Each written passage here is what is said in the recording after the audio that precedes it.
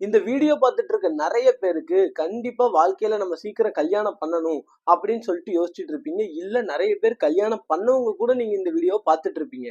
அப்படி பார்த்துட்டு இருக்கவங்க இந்த தெரியுறாங்க பாத்தீங்களா ஒரு பொண்ணு.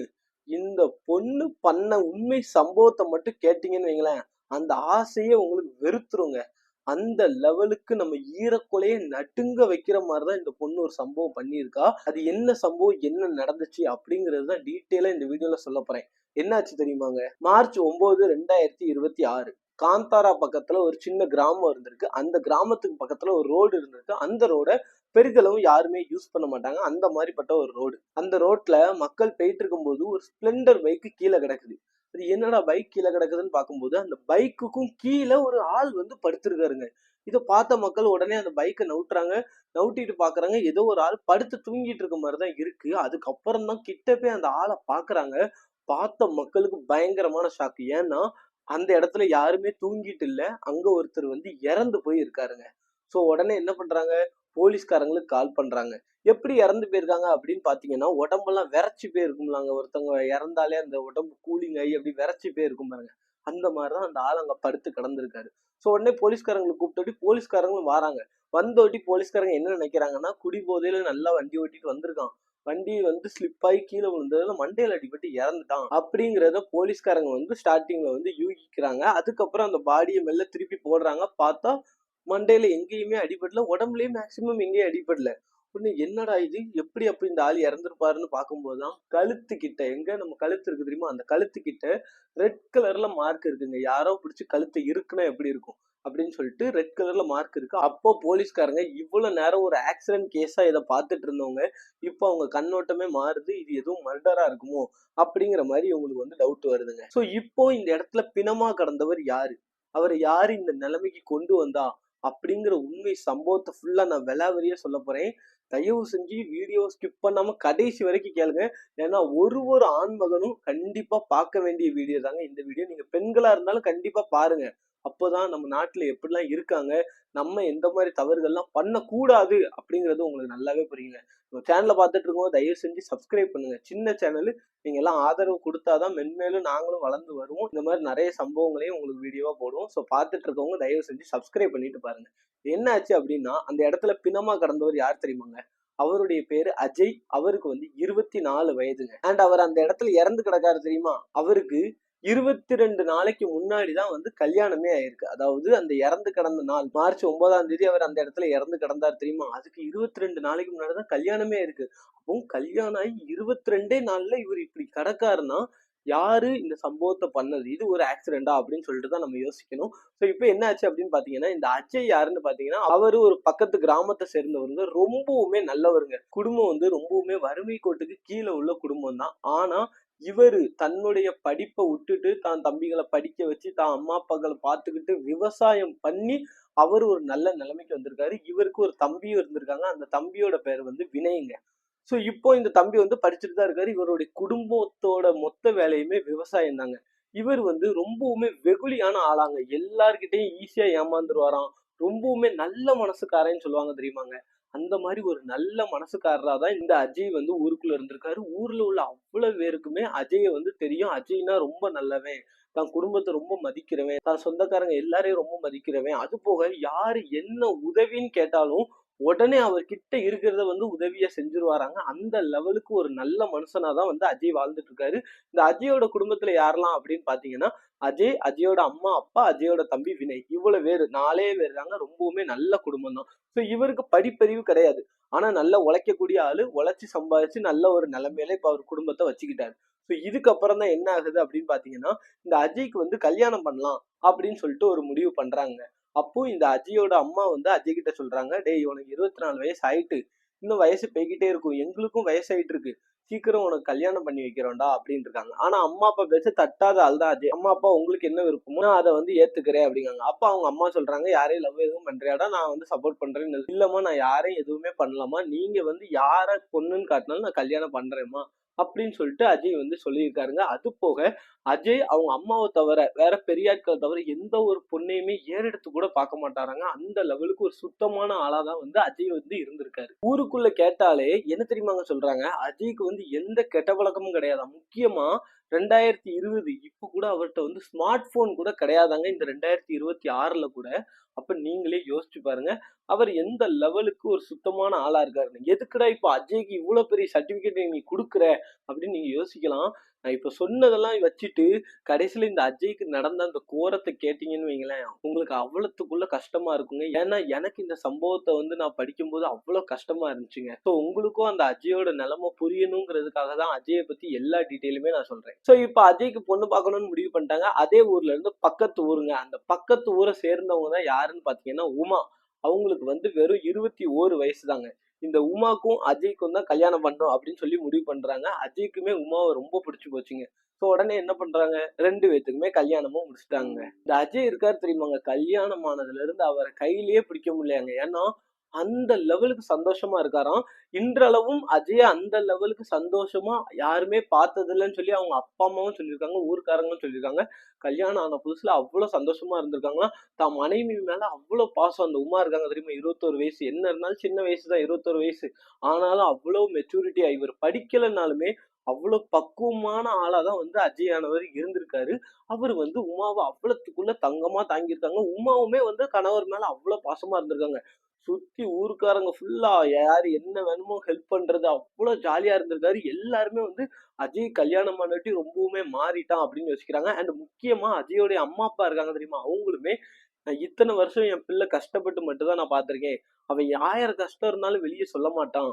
குடும்பத்துக்காக அவ்வளவு உழைச்சான். ஆனா இந்த பொண்ணு வந்ததுக்கு அப்புறம் தான் என் பிள்ளை முகத்துல சிரிப்பே நான் பாக்குறேன்னு சொல்லி அவ்வளவு சந்தோஷப்பட்டிருக்காங்க அவங்களுடைய அம்மாவும் அப்பாவும் கூட. சோ இப்படியே போயிட்டு இருக்கும் போது என்ன ஆயிருக்குன்னா, கல்யாணம் ஆகி 1 வாரம் ஆயிருக்குங்க. கல்யாணம் ஆகி 1 வாரம் ஆனதுக்கு அப்புறம் அந்த ஊர் முறைப்படி 1 வாரம் கழிச்சு பொண்ணை திரும்ப அந்த பொண்ணு வீட்டுல விடுவாங்களாங்க 1 வீக். சோ அதே மாதிரி என்ன ஆகுதுன்னா, இந்த உமா இருக்காங்க தெரியுமா, கல்யாணம் ஆகி 1 வாரம் கழிச்சு அவங்களுடைய அப்பா வீட்டுக்கு திரும்ப பெய்யாச்சுங்க, பக்கத்து கிராமத்துக்கு. சோ இதுக்கப்புறம் இந்த அஜய்க்கு வந்து ரொம்ப ஒரு மாதிரி இருந்திருக்கு. தான் மனைவி இல்லைன்னு சொல்லிட்டு. என்ன இருந்தாலும் புது கல்யாணம் ஆச்சுன்னா அப்படித்தானே இருக்கும். சோ மனைவி ஒரே வாரத்துல போயிட்டாங்கன்னு இவருக்கு இருக்கவே முடியல. சோ இதனால என்ன ஆயிருக்கு, மனைவியை தேடிக்கிட்டே இருந்திருக்காங்க. மனைவியுமே போன் அடிச்சிருக்காங்க. யாரு, இந்த உமா. உமா போன் அடிச்சுட்டு என்ன சொல்லியிருக்காங்கன்னா, என்னங்க உங்களை பார்க்காம என்னால இருக்க முடியல, அவ்வளவு கஷ்டமா இருக்கு, என்னைய பார்க்க வாங்க தயவு செஞ்சு, நீங்க இல்லாம என்னால இருக்கவே முடியல, உங்களை ரொம்ப தேடுது அப்படிலாம் சொல்லியிருக்காங்க. அப்போ இந்த அஜய் இருந்துகிட்டு சொல்லியிருக்காரு, இல்லம்மா இருக்கட்டும், நம்ம குடும்பத்துல இந்த மாதிரி கட்டுன்னு தானே சொல்லியிருக்காங்க. சோ அதனால நீ எதுவும் யோசிக்காத, 1 வாரத்துல நீ தான் வந்துருவல்ல அப்படின்னு இருக்காங்க. ஆனா திரும்ப திரும்ப அந்த உமா வந்து என்னை பார்க்க வாங்க ப்ளீஸ் ப்ளீஸ்ன்னு இருக்காங்க. சரி நான் பார்க்க வரேன் அப்படின்னு இவர் முடிவே பண்ணிட்டாரு. எதுக்காக முடிவு பண்ணாரு தெரியுமா, ஒரு கட்டத்துல இந்த உமா வந்து அழ ஆரம்பிச்சிட்டாங்க. பொண்ணுங்க அழுதாலே பசங்களுக்கு தாங்காது. அதுவும் உமா வந்து இவருடைய மனைவி ரொம்பவுமே சந்தோஷமா 1 வாரம் இருந்திருக்காங்க. அப்பேற்பட்ட உமா வந்து அழும்போது அஜய்க்கு எவ்வளவு ஃபீல் ஆயிருக்கும். அஜய் உடனே நான் பார்க்க வரேன்னு இருக்காங்க. என்னுடைய அம்மாட்ட சொல்லிட்டு வரேன் அப்படின்னு இருக்காங்க. அப்போ உமா என்ன சொல்றாங்கன்னா, உங்க அம்மாட்ட சொல்லாதீங்க, இந்த கட்டு சம்பிரதாயம் சொல்லி அவங்க விட மாட்டாங்க. சோ தயவு செஞ்சு நீங்க தனியா வாங்க, யார்ட்டையும் சொல்லாதீங்கன்னு இருக்காங்க. ஆனா அஜய் எப்படிப்பட்டவரு, அஜய் வந்து பெத்தவங்களுக்கு மதிப்பு கொடுத்து அந்த லெவலுக்கு உண்மையா இருக்கக்கூடிய ஆளு. இப்ப அஜய் என்ன பண்றாருன்னா, அவங்க அம்மா கிட்ட போறாங்க. அம்மா நான் இந்த மாதிரி போய் பார்க்க போறேம்மா அப்படின்னு இருக்காங்க. அப்போ இந்த அஜயோட அம்மா என்ன சொல்றாங்கன்னா, வேணாம்மா அதெல்லாம் நீ பண்ணக்கூடாது, நம்ம முறைப்படி அவ 1 வாரம் கழிச்சு வருவா, அதுக்கப்புறம் தான் பார்க்கணும், இந்த டைம்ல நீ போய் பார்க்க கூடாதுன்னு சொல்லிட்டு, இல்லம்மா எனக்கு அவளை ரொம்ப தேடுது. அதாவது என்னன்னா, அந்த பொண்ணு தான் வந்து அழுது ஆர்ப்பாட்டம் போட்டிருக்கா போன்ல என்னை பார்க்க வாங்கன்னு. ஆனா இவரு எப்படி சொல்றாருன்னா, எனக்கு வந்து உமாவை ரொம்ப தேடுது, நான் பார்த்துட்டு உடனே வந்துடுறேம்மா, நான் இத்தனைக்கும் உமாட்ட சொல்ல கூட இல்ல, உமாக்கு சர்ப்ரைஸா தான் போய் பார்க்க போறேன் அப்படிங்கிற மாதிரி சொல்லியிருக்காங்க. அப்போ இந்த அஜயோட அம்மாவும் இருந்துகிட்டு, சரி நம்ம மகன் வந்து இத்தனை நாள் ஒண்ணும் கேட்கல, தான் மாமனார் வீட்டுக்கு முதல் டைம் போகணும்னு ஆசைப்படுறான், சரிடா போயிட்டு வா அப்படின்னு சொல்லிட்டு அனுப்பி விடுறாங்க. இவரு ரொம்பவுமே சந்தோஷமா 5 மணிக்கு, அதாவது மார்ச் 8ஆம் தேதி ஈவினிங் ஒரு 5 மணி போல தன்னுடைய ஸ்பிளெண்டரை எடுத்துட்டு போறாருங்க. இப்ப என்ன ஆகுது அப்படின்னு பாத்தீங்கன்னா, இவர் 5 மணி போல கிளம்பிட்டாரு. அந்த கிராமம் ரொம்ப பக்கத்துல, மேக்சிமம் 1 மணி நேரம் தாங்க ஆகுமா. அதாவது ரொம்ப மேக்சிமம் பக்கத்துலனாலும் ஒரு 1/2 மணி நேரம் அந்த மாதிரிதான் ஆகுமா. ஆனா 5 மணிக்கு போனாரா, 7 மணி ஆகுது, 8 மணி ஆகுது, 9 மணி ஆகுது, 10 மணி ஆகுது, இவர் வரவே இல்லையாம். உமா என்ன பண்றாங்கன்னா, உமா வந்து கால் பண்ணிக்கிட்டே இருக்காங்களாம். இவர் போனை அட்டன் பண்ணவே இல்லையாம். ஒரு கட்டத்துக்கு மேல போன் வந்து சுவிட்ச் ஆஃபே ஆயிட்டாங்க. சோ உடனே என்ன ஆகுது, இந்த உமா என்ன பண்றாங்கன்னா பதற ஆரம்பிச்சிட்டாங்க. ஐயோ கணவர் என்னடா வாரேன்னு சொன்னவர் வரணும் வரலையே, ஆளை காணுமே அப்படின்னு சொல்லிட்டு யோசிக்கிறாரு. உடனே உமா என்ன பண்றாங்கன்னா, அவருடைய தம்பி, யாரு அஜயோட தம்பி வினய் இருக்காரு தெரியுமா, அவருக்கு வந்து கால் பண்ணிட்டு, இந்த மாதிரி உங்க அண்ணன் நைட்டு வாரேன்னு சொன்னாரு, இன்னும் வரல, நான் ஃபோன் அடிச்சா எடுக்கல, ஒரு கட்டத்துக்கு மேல நாட் ரீச்சபிள்னு வந்துச்சு, இப்போ சுவிட்ச் ஆஃப்னு வருது, எனக்கு பயமா இருக்கு, என்ன ஏதுன்னு கொஞ்சம் பாருங்க அப்படின்னு சொல்லிட்டு வினய்கிட்ட வந்து சொல்றாங்க. இப்போ வினய் இருந்துகிட்டு என்ன சொல்றாருன்னா, எங்க அண்ணன் வந்து 5 மணிக்கே கிளம்பிட்டாரு அண்ணி, நீங்க என்ன சொல்றீங்க, இன்னும் வரலையா அப்படின்னு சொல்லி வினய் ஒரு பக்கம் பயப்பட ஆரம்பிச்சிட்டாரு. உடனே என்ன பண்றாங்கன்னா, வினய் வந்து அஜயோட அம்மா அப்பா கிட்ட போய் இந்த விவரத்தெல்லாம் சொல்லிட்டாரு, இன்னும் அண்ணன் போகலையாமா அப்படின்னு சொல்லிட்டு. அதே மாதிரி உமாவுமே வந்து உமாவுடைய அப்பா கிட்ட எல்லாருக்கிட்டையுமே போய் சொல்லிட்டாங்க, இந்த மாதிரி என்னை பார்க்க வாரேன்னு சொன்னாரு, இன்னும் ஆளை காணுப்பா, எனக்கு பயமா இருக்கு அப்படிங்கிற மாதிரி சொல்லிட்டாரு. உடனே இப்ப 2 குடும்பமும் என்ன பண்றாங்கன்னா, ஊர் ஃபுல்லா தேடுறாங்க. அதாவது இந்த பொண்ணு வீட்டுக்காரங்க வந்து அவங்க ஊருக்குள்ளேயே தேடுறதா இருக்கட்டும், இந்த அஜய் வீட்டுக்காரங்களும் அவங்க ஊருக்குள்ளேயே தேடுறதா இருக்கட்டும், இந்த மாதிரி எல்லா பக்கமுமே அஜய அன்னைக்கு நைட்டு ஃபுல்லாவே எல்லாரும் தேட ஆரம்பிக்கிறாங்க. ஸோ இப்படியே தேடிக்கிட்டே இருக்கும்போது விடிய ஆரம்பிச்சுட்டு, விடிஞ்சு ஒரு கட்டத்துல காலையிலேயே ஆயிட்டுங்க. காலையிலேயே ஆனதுக்கு அப்புறம் இந்த உமாவுடைய அப்பா இருக்காரு தெரியுமா, அவர் ஒரு இடத்துல தேடிட்டு இருக்காரு. அப்ப அந்த இடத்துல கும்பலா எல்லாரும் இருக்காங்க. அப்ப என்னன்னு கேட்கும்போது, இந்த மாதிரி ஒருத்தர் ஸ்ப்ளெண்டர் பைக்ல கீழே விழுந்து கிடக்காரு, இறந்திருக்காரு அப்படின்னு சொல்லிட்டு ஒரு ஆள் சொல்றாங்க. ஸ்ப்ளெண்டர் பைக்கா, நம்ம மாப்பிள்ளைட்டே ஸ்ப்ளெண்டர் பைக் தானே இருக்கு, என்ன சொல்றாங்கன்னு சொல்லி ஃபர்ஸ்ட் கிட்ட போய் பார்க்கலாம்னு சொல்லிட்டு கிட்ட போறாங்க. கிட்ட போய் பார்த்தா ஸ்ப்ளெண்டர் பைக் இருக்கு, கீழே வந்து அஜய் இறந்து போய் பொணமா கீழே படுத்து கிடக்காரு. இத பார்த்த உமாவுடைய அப்பா, அதாவது அஜய் மாமனார் இருக்காரு தெரியுமா, அவர் அப்படியே பதறி போயிட்டாருங்க, கதறி அழுறாரு. அதே இடத்துல உமாவுக்கு போன் அடிச்சு, அம்மா இந்த மாதிரி இங்க வாமா அப்படிங்காங்க. உமா அந்த இடத்துக்கு வந்தோட்டி தான் கணவர் அந்த நிலைமையில இருந்ததை பார்த்தோட்டி சும்மா கதறி கதறி அழுறாங்க. அன்னைக்கு அஜய் குடும்பம் மட்டும் இல்ல, அஜயோட ஊரும் சரி, உமாவோட ஊரும் சரி, 2 ஊருமே கவலைக்கு உண்டாயிருக்கு. ஏன்னா அந்த லெவலுக்கு அந்த இடத்துல அந்த பொண்ணு வந்து அழுதுருக்காளாங்க. என் கணவர் வந்து காரணமா இப்படி ஆயிட்டு, அவர் அவங்க மேல எவ்வளவு அன்பு வச்சிருந்து சொல்லி அந்த லெவலுக்கு ரொம்பவுமே பயங்கரமா அந்த பொண்ணு உமா வந்து அழுதுருக்காங்க. ஸோ இதுக்கப்புறம் என்னன்னா, பாடியை வந்து போலீஸ்காரங்கள்ட்ட கேட்டிருக்காங்க. அப்போ போலீஸ்காரங்க என்ன சொல்றாங்கன்னா, இது ஆக்சிடென்ட்னா பாடியை கொடுத்துடலாம், பட் இது வந்து எங்களுக்கு டவுட்டா இருக்கு, இது ஏதோ கொலையா இருக்குமோ அப்படின்னு சொல்லிட்டு எங்களுக்கு தோணுது அப்படிங்கிற மாதிரி போலீஸ்காரங்க சொல்றாங்க. உமா எவ்வளவோ முயற்சி பண்ணியிருக்காங்களா, என் புருஷன் எல்லாமே இருக்க முடியாது, என் புருஷனை கொடுத்துருங்க கொடுத்துருங்கன்னா அந்த இடத்துல உட்காந்து பயங்கரமா கதறாங்களாம். உமா நீ என்ன அழுதாலும் பரவாயில்லாமோ, உன்னோட ஃபீலிங்ஸ் எனக்கு புரியுது, ஆனா எங்களோட ப்ரொசீஜர் இருக்கு, நாங்க போஸ்ட்மார்ட்டம்லாம் பண்ணணும் அப்படின்னு சொல்லிட்டு போஸ்ட்மார்ட்டம் பண்ண பாடி அனுப்பிட்டாங்க. 2 நாள் கழிச்சு போஸ்ட்மார்ட்டம் ரிப்போர்ட் வருது. அதுல ஒரு திடுக்கிடும் நிறைய உண்மைகள்லாம் வெளியே வருதுங்க. அது என்ன அப்படின்னு பாத்தீங்கன்னா, இந்த அஜயோட பாடியில மசில் ஸ்ட்ரெயின் நிறைய இடத்துல இருக்கும். அதாவது என்னன்னா, இந்த நிறைய பேர் சேர்ந்து ஒருத்தர் அடிச்சா அந்த மசில் எல்லாம் வலி இருக்கும் தெரியுமா, அது ஃபுல்லா அப்படியே இருக்கான். அண்ட் அது போக யாரோ கழுத்தை நெரிச்சுதான் கொலை பண்ணியிருக்காங்க. இது ஒரு பிளான்டு மர்டர் அப்படின்னு சொல்லி போலீஸ்காரங்களுக்கு அந்த அட்டாப்சி ரிப்போர்ட் மூலமா தெரிய வருது. ஸோ இப்போ போலீஸ்காரங்களுக்கு அஜயை யாரு கொண்டிருப்பா, எப்படி அஜய் இறந்து போனாரு அப்படின்னு சொல்லி பயங்கரமான ஒரு டவுட் வர ஆரம்பிச்சுட்டுங்க. ஸோ இப்போ என்ன பண்றாங்கன்னா, இந்த கொலை கேஸை நம்ம சால்வ் பண்ணி ஆகணும், இது காரணம் யாருன்னு சொல்லிட்டு போலீஸ்காரங்க விசாரணையை வந்து ஆரம்பிக்கிறாங்க. ஸோ இப்போ போலீஸ்காரங்க ஃபர்ஸ்ட் கையில எடுத்த ஆயுதம் என்ன தெரியுமாங்க, சிசிடிவி. அந்த இடத்துல ஃபுல்லா, அதாவது அந்த மர்டர் நடந்த இடத்துல ஃபுல்லா எங்கெங்க சிசிடிவி இருக்குன்னு பார்க்காங்க. பார்த்தா அது ஒரு கிராமம் அப்படிங்கறனால மேக்சிமம் அங்க எங்கேயுமே சிசிடிவி கேமராவே இல்லை. ஸோ போலீஸ்காரங்களுக்கு இப்போ பயங்கரமான ஒரு குழப்பம், என்னடா இது அப்படின்னு சொல்லிட்டு. ஆனா இந்த கேஸை சால்வ் பண்ணியே ஆகணும் அப்படின்னு சொல்லிட்டு என்ன பண்றாங்கன்னா, அந்த ஊருக்குள்ள போஸ்டர் ஓட்டுறாங்க. என்னன்னா, இந்த கேஸை பத்தி யாராவது எங்களுக்கு துப்பு கொடுத்தீங்கன்னா அவங்களுக்கு 10,000 ரூபாய் சன்மானம் அப்படின்னு சொல்லிட்டு கொடுக்குறாங்க. ஏன்னா அந்த டைம்ல கண்டிப்பா யாராவது வீட்டு வாசல்ல உட்கார்ந்துருப்பாங்க, பைக்ல போயிருப்பாங்க. ஸோ இந்த மாதிரி ஏதாவது ஒண்ணு எதர்ச்சியா பார்த்திருந்தா கூட அது நம்மளுக்கு பெரிய க்ளூவா அமையும். 10,000 ரூபாய் போனாலும் பரவாயில்லன்னு சொல்லி 10,000 ரூபாய் சன்மானம்னு சொல்லி ஊர் ஃபுல்லா இது பண்றாங்க. ஆனா அதுலயுமே போலீஸ்காரங்களுக்கு எந்த ஒரு க்ளூவுமே எதுவுமே கிடைக்கல. இப்ப என்ன பண்றாங்கன்னா, அஜயோட கால் டீடைல்ஸ் எல்லாத்தையுமே எடுக்கிறாங்க. கடைசியா அவர் யார் யார்கிட்டலாம் பேசியிருக்காரு அப்படிங்கிற மாதிரி அவ்வளவு டீடைல்ஸும் எடுக்கிறாங்க. அதுல வந்து பார்த்தா உமாட்ட தான் வந்து அஜய் அதிக நேரம் பேசியிருக்காரு அப்படிங்கிற மாதிரி போலீஸ்காரங்களுக்கு ஒரு டீட்டெயில் கிடைக்குது. அண்ட் ஆல்சோ இந்த உமா மேல போலீஸ்காரங்களுக்கு முன்னாடியே ஒரு சந்தேகமானது இருந்திருக்குங்க. என்னன்னா, இப்ப அந்த ஊர் ஃபுல்லா இந்த பொண்ணு அழுதது வந்து எல்லாத்துக்கும் ரொம்ப ஹர்ட் ஆச்சு அப்படின்னு சொன்னேன் தெரியுமா. அதாவது என்னன்னா, இந்த இவர் பொணமா கிடக்கும்போது அந்த பொண்ணு உமா வந்து தான் கணவரை நினைச்சு அழுதது அந்த ஊர் மக்களுக்கே கவலையை கொடுத்துச்சுன்னு சொன்னோம்லாம். ஆனா அது போலீஸ்காரங்களுக்கு சந்தேகத்தை கொடுத்துருக்கு. என்னடா இந்த பொண்ணு இவ்வளவு ஆர்டிபிஷியலா அழுறாளே அப்படின்னு சொல்லி போலீஸ்காரங்களுக்கு ஒரு டவுட் கொடுத்துருக்கீங்க. ஏன்னா அந்த லெவலுக்கு ஒரு ஹெவி பெர்ஃபார்மன்ஸ் அந்த இடத்துல வந்து அரங்கேற்றி இருக்கா எல்லாரும் நம்புறதுக்காக. ஆனா போலீஸ்காரங்க இந்த மாதிரி எத்தனையோ கேஸை பார்த்திருப்பாங்கல்ல.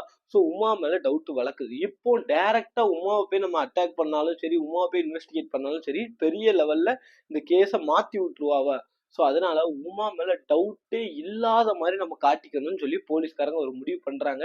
இந்த இடத்துல நம்ம காவல்துறையை கண்டிப்பா பாராட்டி ஆகணுங்க. அந்த லெவலுக்கு ஒரு மாஸ்டர் பிளான் இந்த இடத்துல தீட்டியிருக்காங்க. அப்போ உமா கிட்ட அடிக்கடி விசாரிக்கிறாங்க. எப்படின்னா அவளுடைய கணவரை பத்தி அஜய் இருக்காரு தெரியுமா, அஜயை பத்தி அவர் உன்னை சந்தோஷமா பாத்துக்கிட்டாரா, அவருக்கு உனக்கும் ஏதாவது பிரச்சனை வந்துச்சா அப்படி இப்படின்னு சொல்லி உமாட்ட வந்து டவுட்டே இல்லாத வகையில அவர் கணவரை பத்தியே விசாரிச்சுட்டு இருக்காங்க. உமாவும் வந்து என்ன யோசிக்கிறாங்கன்னா, நம்மள்ட்ட சும்மா தான் விசாரிக்கிறாங்க, யாருக்குமே நம்ம மேல சும்மா ஒரு சின்ன டவுட் கூட வரல அப்படின்னு சொல்லிட்டு உமாவுமே வந்து ரொம்பவுமே கரெக்டா தான் நம்ம மூவ் பண்றோம் அப்படின்னு நினைச்சிட்டு இருக்காங்க. இப்போ இப்படி போயிட்டு இருக்கும்போது போலீஸ்காரங்க இப்ப இந்த உமாவுடைய கால் டீட்டெயில்ஸ் எல்லாத்தையுமே எடுக்கிறாங்க. எடுக்கும் போதும் பயங்கரமான ஷாக்கிங் உண்மைகள்லாம் வருது. என்னன்னா, இந்த அஜய் இருக்காரு தெரியுமாங்க, இந்த அஜய் கிட்ட அன்னைக்கு நைட்டே வந்து பேசியிருக்காங்க. யாரு, இந்த உமா. பேசிட்டு அடுத்த நிமிஷமே வினய் இருக்காரு தெரியுமா, அவங்களுக்கு அடிச்சு இந்த மாதிரி உங்க அண்ணனை காணும், நான் போன் அடிச்சா சுவிச் ஆஃப்னு வருது அப்படின்னு இருக்காங்க. அப்போ வினய்க்கு அடிச்சு சுவிச் ஆஃப்னு வந்திருக்குன்னு சொல்லியிருக்காங்க. அதுக்கு முன்னாடியே இந்த அஜய்க்கு அடிச்சு பேசியிருக்காங்களே, எதுக்கு இந்த பொண்ணு பொய் சொல்லியிருக்கா அப்படிங்கிற மாதிரி ஃபர்ஸ்ட் டவுட் பயங்கரமா வந்திருக்கு. இன்னொன்னு, இந்த அஜய்கிட்ட எப்போம்லாம் இவங்க பேசுறாங்களோ அந்த டைம் ஃபுல்லாவே ஃப்ரீக்வெண்டா இன்னொரு நம்பர்கிட்டையும் இவங்க ரொம்ப நேரம் பேசியிருக்காங்க. அதாவது அஜயோட போனை கட் பண்ணிட்டு இன்னொரு நம்பர்கிட்டையும் ரொம்ப நேரமா பேசியிருக்காங்க. இன்னொன்னு, அதே நம்பருக்கு வந்து கல்யாணத்துக்கு முன்னாடி ஒரு நாளைக்கு 4 மணி நேரம் 5 மணி நேரம் சொல்லி அவ்வளவு நேரம் அந்த ஒரு அன்னோன் நம்பர்கிட்ட வந்து உமா பேசியிருக்காங்க. இப்ப போலீஸ்காரங்களுக்கு சந்தேகம் இன்னும் கொஞ்சம் வலுக்க ஆரம்பிக்குது. என்னன்னா, இந்த உமாக்கு யாரோ ஒரு ஆள் கூட தொடர்பு இருக்குமோ, இந்த நம்பர் யாரு அப்படிங்கறத கண்டுபிடிக்கலாம் அப்படின்னு சொல்லிட்டு முடிவு பண்றாங்க. அந்த நம்பர் சேர்ந்தவர் யார் தெரியுமா, அமர் அப்படிங்கிறவருங்க. அந்த அமர் வந்து ஒரு லா காலேஜோட ஸ்டூடெண்டா. ஸோ இந்த அமர் யாருன்னு எல்லாமே போலீஸ்காரங்க விசாரிச்சுட்டாங்க. இப்ப என்ன பண்றாங்கன்னா, இந்த 2 பேரையுமே நம்ம தனித்தனியா விசாரிச்சோம்னா இவங்களை நம்ம ட்ரேஸ் பண்றோம், ட்ராக் பண்றோங்கிற எல்லா விஷயமும் தெரிஞ்சிரும்னு சொல்லிட்டு இப்போ ஒரு பயங்கரமான ஒரு பிளான் போடுறாங்க. அதாவது போட்டு வாங்குவோம்னு சொல்லுவாங்க தெரியுமா, அது இந்த இடத்துல கரெக்டா ஒர்க் ஆயிருக்கு. என்னன்னா, ஆல்ரெடி உமாவை வந்து இன்வெஸ்டிகேஷனுக்குன்னு சொல்லி கூப்பிட்டுட்டாங்க. இந்த அமரையும் வந்து போலீஸ் ஸ்டேஷன் கூப்பிட்டு வந்திருக்காங்க. இந்த போலீஸ் ஸ்டேஷன்ல வச்சு உமாவும் அமரும் at a time face to face பாத்துக்கிறாங்க. ஐயோ, இவன் எப்போ மாட்டினான்னு தெரியலையே, அதே மாதிரி அமர் வந்து இவன் எப்போ மாட்டினான்னு தெரியலையேன்னு சொல்லிட்டு 2 பேரும் யோசிக்கிறாங்க. அப்புறம் என்ன ஆகுதுன்னா, 2 பேருமே தனித்தனியா இன்வெஸ்டிகேட் பண்றாங்க. அப்ப இந்த உமா என்ன பண்றாங்கன்னா, அஜய் எப்படியும் எல்லா உண்மையும் சொல்லியிருப்பான், இப்போ நம்ம போய் சொன்னோம்னா நம்மளுக்கு கூடுதல் தண்டனை கிடைக்கும், நம்மளும் எல்லா உண்மையும் சொல்லிட்டோம்னா நம்மளுக்கு தண்டனை கம்மியாயிரும் அப்படின்னு சொல்லிட்டு உமா யோசிக்கிறாங்க. இதே மாதிரிதான் அஜயும், உமா நம்மளை பத்தி எல்லா உண்மையும் சொன்னனால்தான் நம்மள போலீஸ்காரங்க கூட்டு வந்திருக்காங்க, சோ இப்போ நம்ம வந்து எல்லா உண்மையும் சொல்லிட்டா நம்மளுக்கு தண்டனை கம்மியாயிருன்னு சொல்லி 2 பேருமே உண்மையை வந்து வெளியே சொல்றாங்க. இதை கேட்ட போலீஸ்காரங்களுக்கும் சரி, அஜயோட குடும்பத்துக்கும் சரி, ஏன் உமாவோட குடும்பத்துக்குமே பயங்கரமான ஷாக்குங்க. என்னாச்சு அப்படின்னா, இந்த உமா இருக்கா தெரியுமாங்க, அவ வந்து 8ஆம் கிளாஸ் ஃபெயிலு, அதாவது 8th ஸ்டாண்டர்ட் படிச்சிருக்கா, ஃபெயில் ஆயிருக்கா. அதுக்கப்புறம் அவ படிப்பை கண்டினியூ பண்ணல. ஏன்னா அவங்க அப்பா சொல்றாங்க, உனக்கு படிப்பு ஏற மாட்டேங்கி, நீ பேசாம வீட்டுல இருந்து வீட்டு வேலைகள் எல்லாத்தையும் பார்த்துக்கோ, நிறைய ஒரு நல்ல ஒரு குடும்ப பெண்ணா மாறுன்னு சொல்லிட்டு படிப்பை நிப்பாட்டிட்டாங்க. இவளுக்கும் படிப்பு ஏறலன்னு சொல்லிட்டு இவ பெருசா இது பண்ணாம வீட்டு வேலைகள் எல்லாமே பார்த்துருக்கா. அதே மாதிரி அவங்க அப்பா ஒரு ஸ்மார்ட் போனும் வாங்கி கொடுத்துருக்காங்க. உங்களுக்கே தெரிஞ்சிருக்கும், இந்த காலத்துல நம்ம கையில இருக்கிற ஸ்மார்ட் போன் தாங்க நம்மளுடைய பெரிய எதிரியை. அதை நம்ம நல்ல விஷயமா யூஸ் பண்ணோம்னா அது நம்மளுக்கு அவ்வளவு நல்லது கொடுக்கும். ஆனா அது மூலமா ஏற்படுற தீங்குல நம்ம மாட்டிக்கிட்டோம்னு வைங்களேன், நம்ம லைஃபே முடிஞ்சுங்கிறதுக்கு இந்த ஒரு சம்பவமே உங்களுக்கு உதாரணமா இருக்கும். என்னாச்சுன்னா, இந்த ஸ்மார்ட் போன்ல நிறைய அப்ளிகேஷன்ஸ் யூஸ் பண்ணியிருக்காங்க, எல்லாமே பண்ணியிருக்காங்க. அதுல அதிகபட்சமா இன்ஸ்டாகிராம் தான் அந்த பொண்ணு ரொம்பவுமே யூஸ் பண்ணியிருக்கு. அப்படி இந்த இன்ஸ்டாகிராம்ல பார்த்த பையன் தான் அஜய்ன்னு சொல்லிட்டு ஒருத்தருங்க. அவரு இந்த பொண்ணோட உமாவுடைய ஊர்ல இருந்து பக்கத்து ஊருங்க. ஸோ இப்போ இந்த அஜய் வந்து பார்த்துருக்காங்க, ஃபாலோ கொடுத்துட்டு இந்த அஜயோட ஃபோட்டோஸ் ப்ளஸ் ஒரு 300 ப்ளஸ் ஃபோட்டோஸ் போட்டிருக்காங்க. இந்த 300 ஃபோட்டோவுக்குமே வந்து இந்த உமா லைக் போட்டிருக்காங்க. ஸோ இப்போ இது யாரா இந்த பொண்ணு நம்ம எல்லா ஃபோட்டோவுக்கும் லைக் போட்டிருக்காங்கன்னு சொல்லிட்டு அஜய்க்கும் இந்த உமா மேல ஒரு ஈடுபாடு வந்திருக்கு, யாருன்னு தெரியலையே, நம்ம தெரிஞ்சுப்போம்னு சொல்லிட்டு. ஸோ என்ன ஆயிருக்குன்னா, இந்த அஜயும் உமாவும் பேச ஆரம்பிக்கிறாங்க. பேச பேச ஸ்டார்டிங்ல நட்பா தாங்க பேசியிருக்காங்க. இந்த நட்பு ஒரு டைம்ல காமமா மாறுது. அது 2 பேரோட இல்லீகல் ரிலேஷன்ஷிப்க்கு வந்து ஒரு வழி வகுக்குங்க. என்னன்னா, காதல். அதாவது 2 பேரும் லவ் பண்ண ஆரம்பிச்சிட்டாங்க இன்ஸ்டாகிராம்ல. இந்த அஜயும் சரி, உமாவும் சரி. ஸோ 2 பேரும் ரொம்பவுமே குரூஷியலா லவ் பண்ணிக்கிட்டே இருக்கும்போது அது ஒரு கட்டத்துல காமமா மாறுது. வீடியோ கால்லே எல்லாமே பண்றாங்க. அது போக 2 பேரும் அடிக்கடி தனிமையில ஒரு இடத்துல வந்து சந்திப்பாங்களாம். அங்க போய் என்னென்ன பண்ணக்கூடாதோ அவ்வளவு கேவலமான வேலைகளுமே பண்ணுவாங்களாங்க. ஸோ இதுக்கப்புறம் என்ன ஆகுது அப்படின்னு பாத்தீங்கன்னா, ஒரு நாள் இந்த உமாவுடைய வீட்டுக்கே அமரை வந்து கூட்டு போயிருக்கா. வீட்டுல யாரும் இல்லாத நேரமா பார்த்து 2 பேரும் தனிமையில இருந்திருக்காங்க. உல்லாசமா இருக்கும்போது இந்த உமாவுடைய அப்பா வந்து உமாவை வந்து அந்த ஒரு கேவலமான நிலைமையில வந்து பார்த்துட்டாருங்க. தான் பெத்த மக இப்படி எவன் கூடயோ வந்து படுத்து கிடக்கிறத அவங்க அப்பா பார்த்துட்டாங்க. பார்த்த உடனே உமாவை போட்டு பயங்கரமா அடிக்கிறாங்க. இந்த அமர் ஓடிட்டான். அடிக்கும்போது இந்த உமா சொல்லியிருக்கா, நான் அவனை தான் லவ் பண்றேன், நான் அவனை தான் கல்யாணம் பண்ணுவேன் அப்படின்னு இருக்காங்க. அப்ப இந்த உமாவுடைய அப்பா, நீ அப்படிலாம் பண்ணக்கூடாது, நம்ம குடும்பத்துக்குன்னு ஒரு கௌரவம் இருக்கு, இவ்வளவு கேவலமா ஒருத்தன் கூட போய் இருக்கியே, நம்ம எல்லாம் ஒரே ஜாதிக்குள்ள கல்யாணம் பண்ற ஆட்கள், நீ இந்த மாதிரிலாம் பண்ணது தெரிஞ்சா வெளியே நம்ம குடும்பம் மானம் என்ன ஆகும், அப்படி இப்படின்னு சொல்லி பயங்கரமா வந்து திட்டுறாங்க. யார? உமாவை. இப்போ வந்து உமாவுடைய அப்பாவுக்கு வந்து தெரிஞ்சு போச்சு, உமா நம்ம என்ன சொன்னாலும் வந்து கேட்கற நிலைமையிலே இல்லைன்னு சொல்லிட்டு. ஏன்னா உமா வந்து என்ன ஆனாலும் எனக்கு அவன் தான் வேணும், நான் அவனை தான் கல்யாணம் பண்ணுவேன் அப்படின்னு சொல்லிட்டு நின்னுட்டாங்க. சோ உடனே உமாவுடைய அப்பா என்ன பண்றாங்க, சரி பிள்ளை இப்படி ஒண்ணு மண்ணாவே இருந்துட்டா, இப்போ லவ் பண்ணா பரவாயில்ல, அதை தாண்டின உறவுலையும் இருந்துட்டாங்க, அந்த பையன் யாருன்னு விசாரிச்சு அவனையும் கெட்டி வச்சிருவோம் அப்படின்னு சொல்லிட்டு உமாவுடைய அப்பா என்ன பண்றாங்கன்னா, அந்த பையன் அமர் இருக்காரு தெரியுமா, அவருடைய ஊர்ல போய் அமரை வந்து விசாரிக்கிறாங்க. அப்படி விசாரிச்சுக்கிட்டே இருக்கும்போது அந்த அமர் 2 பசங்களை பைக்ல கூட்டிட்டு போறத இவர் வந்து பாக்குறாரு. சரி ஏதோ சொந்தக்காரங்க பசங்களா இருக்கும் அப்படின்னு சொல்லிட்டு உமாவுடைய அப்பா பெருசா எடுத்துக்கல. அக்கம் பக்கத்துல விசாரிக்கும் போதுதான் அந்த 2 பசங்களுமே அமருடைய பசங்க. அதாவது அமருக்கு பிறந்த பசங்களாம்.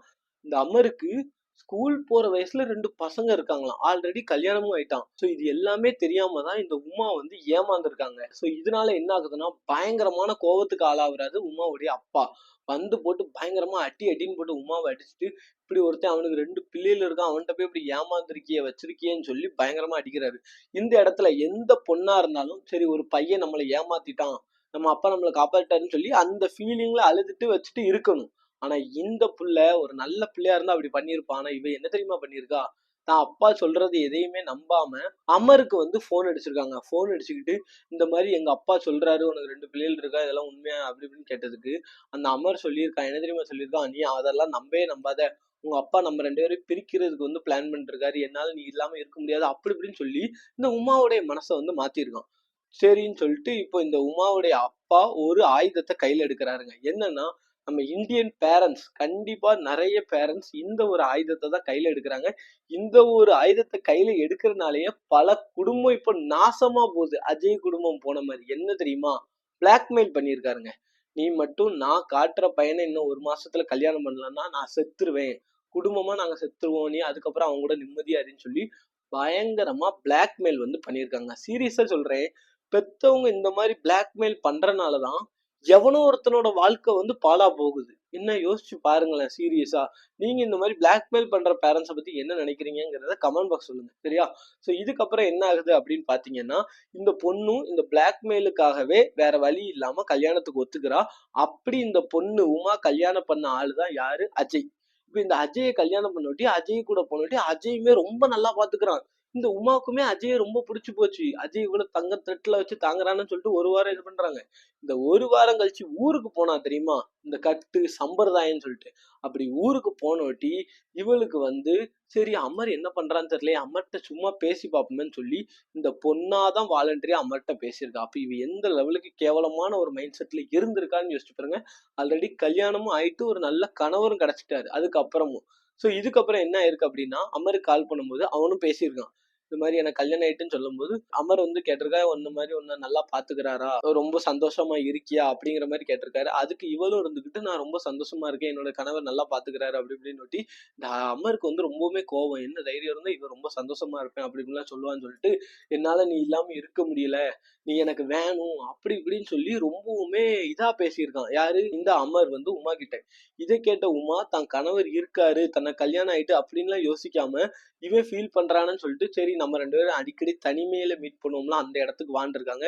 உமாவும் போயிருக்காங்க, அஜயும் போயிருக்காங்க. அந்த இடத்துலயே வச்சு 2 பேரும் தவறான உறவுல வந்து ஈடுபட்டிருக்காங்க. அப்படி ஈடுபட்டுட்டு இருக்கும்போது இந்த இவன் சொல்லியிருக்கான், யார், அமர், இந்த மாதிரி உன்னுடைய கணவரை விட்டுட்டு என் கூட வந்துரு, நான் வந்து உன்னை வச்சு சந்தோஷமா பாத்துக்கிறேன், எனக்கு நீ வேணும், நீ இல்லாம இருக்க முடியல அப்படின்னு சொல்லி ரொம்பவுமே வந்து சொல்லியிருக்காங்க.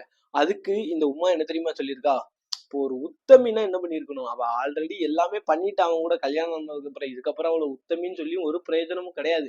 இவ என்ன சொல்லியிருக்கான்னா, இந்த மாதிரி இப்போ நான் உன் கூட ஓடி வந்தேன்னு வை, கண்டிப்பா எங்க அப்பா உயிரோட இருக்க மாட்டாரு, எங்க அப்பா இறந்துருவாரு, என் குடும்பமே நாசமாயிரும். சோ நீ என்ன பண்றன்னா, என்னுடைய கணவர் அஜயை கொன்று அந்த வருத்தத்துல நான் கொஞ்ச நாள் இருக்கேன், அதுக்கப்புறம் என்ன கல்யாணம் பண்ற மாதிரி நீ வந்து பண்ணிக்கோ, இப்படி நம்ம பண்ணோம்னா எங்க அப்பாவும் சம்மதிச்சிருவாரு. யாருக்கும் நம்ம மேல டவுட் வராது. நம்ம 2 பேருமே சந்தோஷமா இருக்கலாம் அப்படின்னு சொல்லி இவங்க 2 பேர் காம எச்சைக்காக அந்த அஜய்ங்கிற அப்பாவி, வெகுளியான அப்பாவிய வந்து கொலை பண்ண பிளான் போடுறாங்க. இந்த பிளான் போட்டு குடுத்ததே யாரு? அந்த உமா. 21 வயசு தான் ஆகுது அந்த பிள்ளைக்கு. அவ எந்த லெவலுக்கு யோசிச்சிருக்கான்னு பாருங்க. ஸோ இதுக்கப்புறம் என்ன ஆகுது அப்படின்னு பாத்தீங்கன்னா, நம்ம வீடியோ கொஞ்சம் ஸ்டார்டிங்ல நான் சொன்னேன் தெரியுமா? இந்த மாதிரி ஃபோன் அடிச்சு அழுது ஆர்ப்பாட்டம் போட்டு கூப்பிட்டேன்னு சொல்லி. இதே மாதிரி ஃபோன் அடிச்சு என்னால உங்களை பார்க்காம இருக்க முடியல. தயவு செஞ்சு வாங்க அப்படி இப்படின்னு சொல்லி இந்த பொண்ணு வந்து அஜயை வந்து வர வச்சிருக்கா. அதாவது பிளான் என்னன்னா, இவ அஜயை வர வச்சிருவா. வர்ற வழியில இந்த அமருங்கிறவன் வந்து அஜயை போட்டு தள்ளணும். இதுதாங்க பிளான். ஸோ இது நான் இந்த பிளானை எக்ஸிக்யூட் பண்றதுக்காக தான் இந்த பிள்ளை வந்து புருஷன் முன்னாடி ஒரு வாரம் பார்த்துக்க கூடாது. ஆனாலும் பரவாயில்ல, என் வீட்டுல இருந்தாலும் பரவாயில்லன்னு சொல்லி இவளுடைய அழுகைய, அதாவது இந்த பெண்ணின் அழுகைன்னு சொல்லுவாங்க தெரியுமா? அந்த மாதிரி இந்த பொண்ணோட அழுகையை யூஸ் பண்ணி அந்த அப்பாவி பையனை ஏமாத்தி வர வச்சிருக்காங்க. ஸோ இவன் வந்துட்டு இருக்கும்போது இந்த அமர் வந்து ஹெல்ப்புக்கு அவனுடைய ஃப்ரெண்டு ஒருத்தனை கூப்பிடுறான். அவனுடைய பேர் சந்திரா. அவன் சொல்றான், நீ தண்ணி அடிக்க கூப்பிட்டா எதுக்காவது கூப்பிட்டா பரவாயில்ல, நீ கொலை பண்ணலாம் கூப்பிடுற, என்னால எப்படி வர முடியும், நான் அதுக்கெல்லாம் வரமாட்டேன் அப்படின்னு இருக்கான். நீ எனக்கு துணைக்கு மட்டும் வான்னு சொல்லி 5000 ரூபாய் கொடுத்துருக்காங்க. அந்த 5000 ரூபாய்க்காக அந்த சந்திரன் அப்படிங்கிறவனும் வந்து அவனுக்கு உடந்தையா வந்திருக்கான். ஸோ இப்போ என்ன பிளான் பண்றாங்கன்னா, ஆள் நடமாட்டமே இல்லாத அந்த ரோட்ல வரும்போது நம்ம காரை விட்டு அடிச்சு தூக்கிடுவோம் அப்படிங்கிற மாதிரி ஒரு பிளானை வந்து போடுறாங்க. ஒரு ஸ்கார்பியோ காரு, ஆப்போசிட்ல இவர் ஸ்பிளெண்டர் பைக்ல அஜய் வாராரு. இந்த ஸ்கார்பியோ கார்ல வந்து ஒரே முட்டுங்க. முட்னோட்டி இவன் பறந்து உள்றாரு. யாரு? நம்ம அஜய். இறந்துட்டாரான்னு பார்த்தா அந்த நேரத்துல அவர் உயிர் எந்த நிலைமையில இருந்துச்சோ அவர் சாகலைங்க. எந்திரிச்சு வாராரு. எதுக்கு இப்படி வந்து முட்டிட்டீங்கன்னதுக்கு, நீ தாண்டா குடிச்சிட்டு வந்து முட்டுற அப்படின்னு சொல்லி இவங்க 2 பேரும் சேர்ந்து அஜயை போட்டு பயங்கரமா அடி அடின்னு அடிக்காங்க. அப்ப கூட அந்த வெகுளி அஜய்க்கு தெரியல எதுக்கு நம்மளை அடிக்கிறாங்க, நம்ம பொண்டாட்டி தான் இது எல்லாத்துக்கும் காரணம் அப்படின்னு தெரியல. அவர் மனைவி ஆசை ஆசையா பார்க்க போறதுக்கு ஸ்வீட் எல்லாமே வாங்கிட்டு போயிட்டு இருக்காரு. போற வழியில இப்படி நடக்குது. அவர் மைண்டு ஃபுல்லா ஐயோ என்னை தேடிட்டு ஒரு பிள்ளை நிப்பால இப்போன்னு பார்த்து இப்படி ஒண்ணு நடக்குது அப்படின்னு தாங்க யோசிச்சிருப்பாரு என்கிட்ட கேட்டீங்கன்னா. ஆனா போட்டு இவங்க போட்டு அடி அடின்னு அடிக்கிறாங்க. இவருக்கு எதுக்குன்னே தெரியல. ஒரு கட்டத்துல இவருக்கு கோவம் வந்ததுல போட்டு இவரும் பதிலுக்கு அடிக்க ஆரம்பிச்சிட்டாரு. என்னடா இவனும் பதிலுக்கு அடிக்கான்னு சொல்லிட்டு 2 பேர் இருக்காங்க பாத்தீங்களா? அதனால இவர் அஜயை கைய பிடிச்சி கழுத்த ஒரு கயிறை வச்சு இறுக்கி அந்த சம்பவம் இடத்துலயே வந்து அஜயை வந்து போட்டு தள்ளிட்டாங்க. இதுதான் நடந்திருக்கு. ஸோ இதுக்கப்புறம் தான் மறுநாள் வந்து அவங்க எல்லாரும் தேடிட்டு இருந்திருக்காங்க. அப்ப இந்த பொண்ணு வந்து ஹெவியா பெர்ஃபார்மன்ஸ் பண்ணியிருக்கா. அதுக்கப்புறம் போலீஸ்காரங்க இன்வெஸ்டிகேட் பண்ணதுல இவ்வளோ பெரிய உண்மை வந்திருக்கு. இப்போ இந்த இடத்துல போலீஸ்காரங்க இதை வந்து ஆக்சிடென்ட்னு ஸ்டார்டிங்லேயே பெருசா எடுக்காம விட்டுருந்தாங்கன்னா, இந்நேரம் இந்த பொண்ணு வந்து அப்படியே நடிச்சு ஆர்ப்பாட்டம் போட்டிருப்பா. இவன் வந்து கல்யாணம் பண்ணிக்கிறேன், 2வது வாழ்க்கை கொடுத்துக்கிறேன்னு சொல்லி உள்ள பூந்திருப்பான். 2 பேரும் கல்யாணம் பண்ணி உல்லாசமா இருந்திருப்பாங்க. இது எல்லாமே இவங்க பிளான் பண்ண மாதிரி நடந்திருக்கும். ஆனா போலீஸ்காரங்க அந்த இடத்துல இனிஷியேட்டிவ் எடுத்தனாலதான் இப்ப இவ்வளோ பெரிய கிரைம் வந்து வெளியே வந்திருக்கு. ஸோ இந்த சம்பவத்தை பத்தி நீங்க என்ன நினைக்கிறீங்க? இதுக்கப்புறம் என்ன ஆயிருக்குன்னா, கோர்ட்ல இவங்களை கொண்டு விட்டுருக்காங்க. 2 பேரையுமே வந்து ஜெயில போட்டாங்களாங்க. யார? அஜயும் சரி, அந்த அஜயோட ஃப்ரெண்டு சந்திரனும் சரி. இதுக்கு முக்கியமான கல்பிரேட் அந்த 21 வயசு கொடூரி அந்த உமா இருக்கா பாருங்க, இவங்க எல்லாரையும் உள்ள போட்டாங்க. இப்போ இந்த உமாவை பார்க்க யார் வரா தெரியுமா? இந்த அஜயோட வீட்டுல உள்ள பேரண்ட்ஸ் எல்லாம் வராங்க. அப்பவும் இந்த அஜயோட வீட்டுல உள்ளவங்க உமா கிட்ட என்ன சொல்றாங்கன்னா, ஏம்மா என் பிள்ளை இவ்வளவு சந்தோஷமா வாழ்க்கையிலே இருந்தது இல்ல, ஆனா உன் கூட இருந்த அந்த ஒரு வாரம் அவ்வளவு சந்தோஷமா இருந்தான். என் பொண்டாட்டி இந்த வீட்டுல இருந்து கஷ்டப்படக்கூடாதுன்னு சொல்லி பேங்க்ல மெனக்கெட்டு லோனுக்கு ஏற்பாடு பண்ணி ஒரு பெரிய வீடு வாங்கலாம்லாம் பிளான் போட்டு வச்சு லோன்லாம் ரெடி பண்ணிட்டான். கடைசியில தான் இந்த மாதிரி ஆயிட்டு. உனக்கு பிடிக்கலன்னா நீ தயவு செஞ்சு விலகி இருக்கலாம்லாமா, எதுக்குமா என் பிள்ளைய இப்படி பண்ண? இப்ப என் பிள்ளையே போயிட்டானம்மா. எவ்வளவு நல்லவன் தெரியுமாமா, அவன் எவ்வளவு பேருக்கு நல்லது செஞ்சிருக்கான் தெரியுமாமா. உன்னதான் உயிராவே நினைச்சிட்டு இருந்தான், இப்படி நீ அவனை பண்ணிட்டியேன்னு சொல்லி அவ்வளவு கஷ்டப்பட்டு இருக்காங்க. ஆனா அந்த உமா எதை பத்தியுமே யோசிக்கல. என்னத்தையோ புலம்பிட்டு இருக்காங்கன்னு சொல்லிட்டு இவ எதுவுமே யோசிக்காம உள்ள போயிட்டாளாங்க. அதுக்கப்புறம் சில பிரஸ் எல்லாம் சேர்ந்து என்ன பண்ணிருக்காங்கன்னா, இந்த உமாவுடைய அப்பா கிட்ட போய் வந்து கேட்டிருக்காங்க. என்னன்னா, இந்த மாதிரி உங்க பொண்ணு பண்ணிருக்கால, நீங்க என்ன நினைக்கிறீங்கன்னு சொல்லிட்டு. அப்போ உமாவுடைய அப்பா என்ன சொல்றாருன்னா, நான் ஒரு விஷத்தை பெத்துட்டேன், நான் என்ன ஆனாலும் இதுக்கு என்னால ஈடு கொடுக்க முடியாது, அவ்வளவு தங்கமான பையன் அவரு, இந்த மாதிரி ஒரு விஷத்தை பெற்றதுக்காக நான் வந்து ரொம்பவுமே கஷ்டப்படுறேன், நான் எந்த ஒரு இனிஷியேட்டிவும் எடுக்க மாட்டேன். அதாவது என்னன்னா, வக்கீல கூப்பிட்டு ஜாமீன் எடுக்கிறது, செலவு பண்றது, இந்த மாதிரி எதுவுமே பண்ண மாட்டேன். நீங்க தூக்கு தண்டனை கொடுத்தா கூட எனக்கு சந்தோஷமா நான் ஏத்துக்கிறேன். அந்த பிள்ளைக்கு நான் பெத்த பிள்ளைதான், ஆனாலும் நீங்க தூக்கு தண்டனை கொடுத்தாலும் பரவாயில்லன்னு சொல்லி அவங்க அப்பா அவ்வளவு வேதனையில வந்து வந்து இன்டர்வியூ கொடுத்துருக்காருங்க. ஸோ இப்போ நீங்க யோசிச்சு பாருங்களேன், இந்த ஆளு பிளாக்மெயில் பண்ணாம இருந்திருந்தாருன்னா இந்த அஜய்ங்கிற ஒரு அப்பாவி வெகுளியோட உயிர் பேருக்குமா? யோசிச்சு பாருங்க. ஸோ இந்த சம்பவத்துல இருந்து ஒன்னே ஒண்ணு புரிஞ்சுக்கோங்க.